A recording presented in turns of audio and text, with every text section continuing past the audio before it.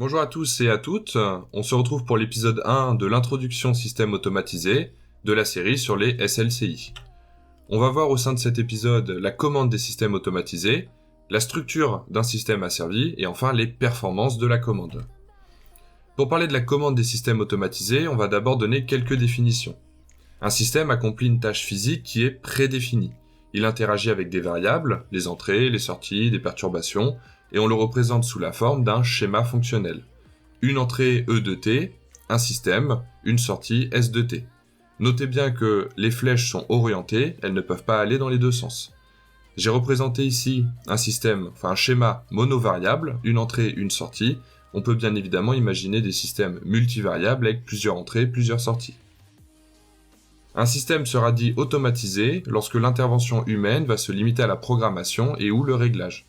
Il y a deux formes de structure de commande que l'on retrouve en SI. La structure de commande en boucle ouverte, sur la gauche, on peut voir que la sortie S de t et la consigne ne communiquent jamais entre eux, quel que soit l'instant. Et la structure de commande en boucle fermée, sur la droite, on peut voir ici qu'il y a la présence d'une chaîne de rétroaction, ici via un capteur, qui va venir faire l'acquisition de la sortie et réinjecter ce signal de mesure dans le bloc de commande. On peut maintenant définir ce qu'est la structure d'un système asservi. Un système asservi va piloter, à partir d'une consigne et de capteurs, la grandeur physique d'un processus. On retrouve une consigne qui rentre dans un système de commande. Il en sort un signal de commande qui va servir à piloter un processus, lui-même soumis par exemple à une perturbation.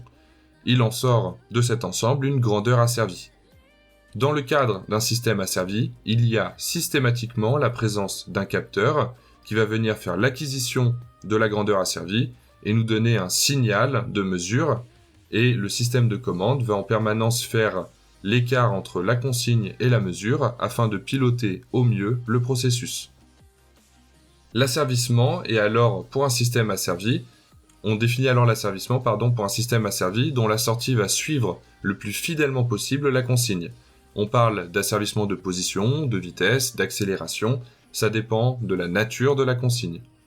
Petit point de vocabulaire, pour une consigne constante, on parlera plutôt de régulation, et pour une consigne variable, d'asservissement. On peut maintenant rentrer dans le vif du sujet et définir les critères de performance de la commande. Pour cela, on va d'abord donner une théorie mathématique dans laquelle on va se situer afin de définir ces critères. L'asservissement des systèmes asservis repose en effet sur un principe de causalité. Défini mathématiquement, un système sera dit causal si jamais sa réponse à un instant donné ne dépend que des entrées précédant cet instant. Pour faire simple, un système ne peut pas prédire le futur. Il existe des systèmes acausaux mais qui sortent de l'objet et de la théorie de secours. On peut alors, en se plaçant dans cette théorie, évaluer la performance d'un système asservi suivant plusieurs critères de performance. La stabilité. Est-ce que la réponse du système converge-t-elle pour une entrée constante ? La précision. Le système atteint-il sa valeur de consigne ? La rapidité. Combien de temps faut-il au système pour se stabiliser ? Le dépassement. La grandeur de sortie va-t-elle dépasser, osciller avant de se stabiliser ? Et enfin la sensibilité aux perturbations.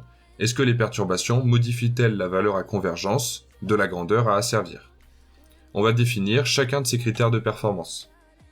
Pour la stabilité, un système est dit stable si jamais pour toute entrée bornée, la sortie est bornée.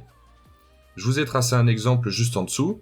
Une consigne constante en bleu est la réponse d'une grandeur asservie en fonction du temps de 4 systèmes, 3 en vert et 1 en rouge.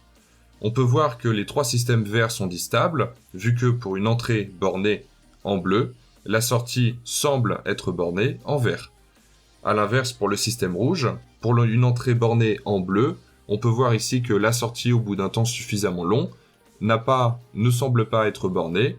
Tel système est alors dit instable. Les systèmes verts, quant à eux, vont être dits stables. Pour la rapidité, un système est rapide si jamais il converge vers sa valeur finale en un temps court et au regard du contexte. La définition du coup de la rapidité dépend forcément du contexte dans lequel on se situe et du système que l'on étudie. Il y a néanmoins un critère que l'on retrouve systématiquement en sciences de l'ingénieur, et c'est le temps de réponse à 5% du système.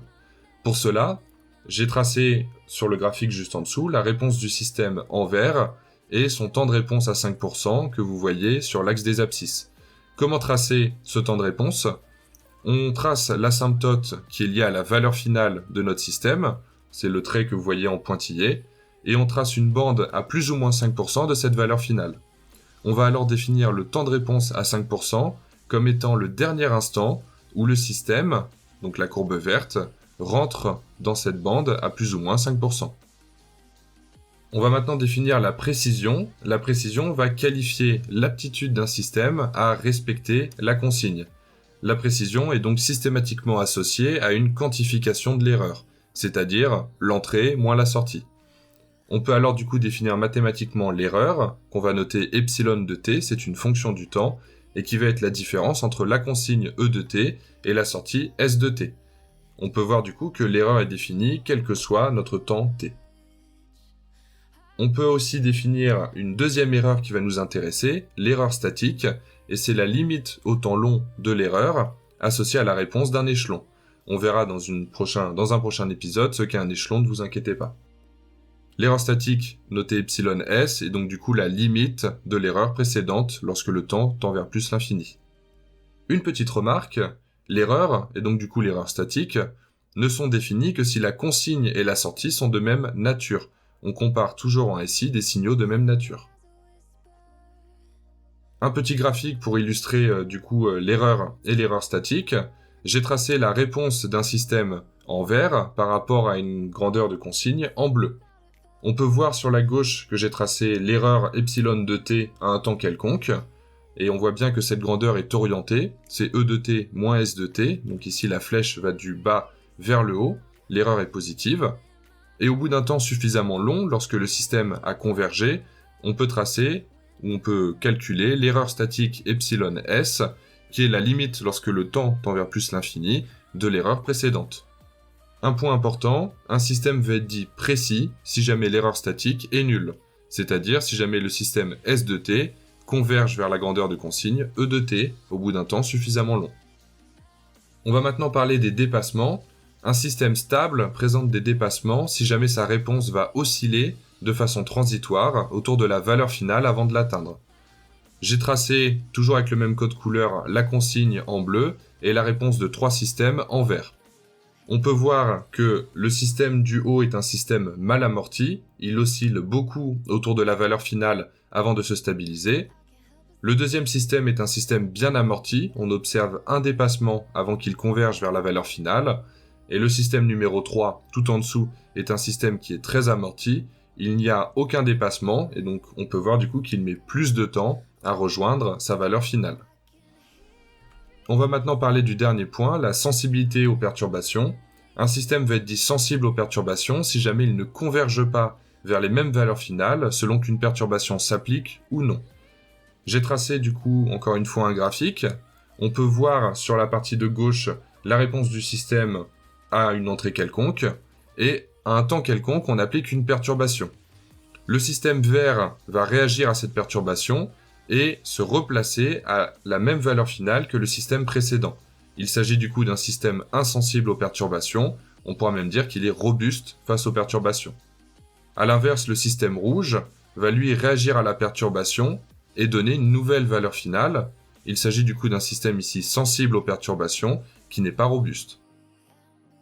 Pour conclure ce petit épisode du coup introductif, on va parler de la performance des systèmes asservis, et tout l'objet et l'étude de ce cours va être que pour l'étude des systèmes asservis, on va chercher à rendre compatibles les 4 notions de performance que sont la stabilité, la précision, la rapidité et la robustesse. C'est tout pour cet épisode. Si vous avez des questions, n'hésitez pas à me les poser dans les commentaires, et on se retrouve tout de suite pour l'épisode numéro 2 de cette série sur les SLCI.